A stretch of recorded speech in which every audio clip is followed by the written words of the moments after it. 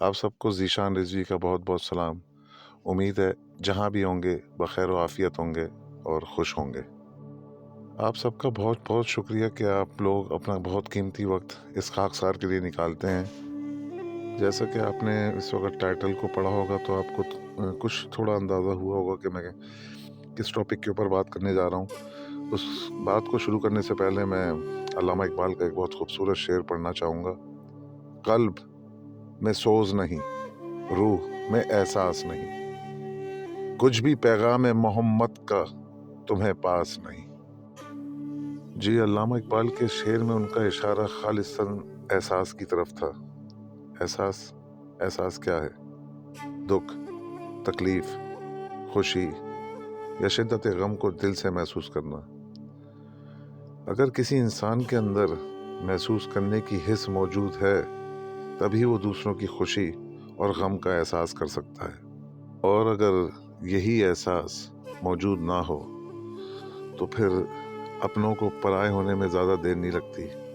आप लोगों ने कभी कभी सुना भी होगा कि लोग कहते हैं यार इस शख्स के अंदर एहसास नाम की कोई चीज़ ही नहीं है। जी, ऐसे में मैं यूसुफ बशीर साहब का बहुत खूबसूरत शेर है, वो पढ़ना चाहूँगा। तो शुक्र करो उस लम्हे का जो जी लिया, शुक्र करो उस एहसास का जो महसूस हुआ।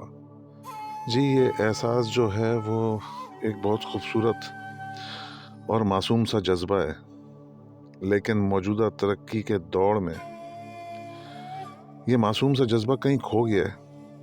न जाने हर कोई अपनी ज़रूरियात ज़िंदगी को पूरा करने के चक्कर में एहसास के लफ्ज़ को भुला बैठा है। जैसे यूं लगता है कि ज़िंदगी जो है वो एक खेल है और आसाइशें हासिल करना इस खेल का हिस्सा है। बाकी ईमानदारी, नेकी, एहसास, जज्बात से इसका कोई ताल्लुक ही नहीं है। मेरे ख्याल में एहसास से आरी लोगों के साथ ज़िंदगी गुजारना भी कोई आसान काम नहीं है, क्योंकि एक अच्छा एहसास ही अच्छी ज़िंदगी की पहचान बनता है। जैसे कि हम अपने बहन भाई, माँ बाप, बीवी बच्चे और दोस्त अहबाबों के साथ अपनी मोहब्बत का इज़हार ख्याल करते हैं। मगर अफसोस कि अब ज़माने में वक्त गुजरने के साथ साथ ये एहसास भी हमारे अंदर से तब्दील होता जा रहा है। ऐसे में एक बहुत खूबसूरत शेर है कि अपनी हालत का एहसास नहीं है मुझको, मैंने औरों से सुना है कि परेशान हूँ मैं। जी, बाकी ये है कि मैं समझता हूँ कि मुझ समेत हम सबको अपनी इस्लाह करनी चाहिए। हमें देखना चाहिए कि कहाँ कहाँ किन किन चीज़ों की कमी है हमारे अंदर, जो कि दूसरों के लिए नुकसान का बायस ना बने, बल्कि उससे कुछ फ़ायदा ही पहुँचे उन लोगों को। और अल्लाह ही की ज़ात पे तवक्कल रखें और उसी से उम्मीद बांधें।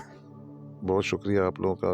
और जाने से पहले मैं एक नज़म आप लोगों के लिए पढ़ना चाहूँगा। आहिस्ता चल ज़िंदगी, अभी कई कर्ज चुकाना बाकी हैं, कुछ दर्द मिटाना बाकी हैं, कुछ फ़र्ज निभाना बाकी हैं, कुछ हसरतें अभी अधूरी हैं, कुछ काम भी और ज़रूरी हैं, ख्वाहिशें जो घुट गईं इस दिल में उनको दफनाना बाकी है।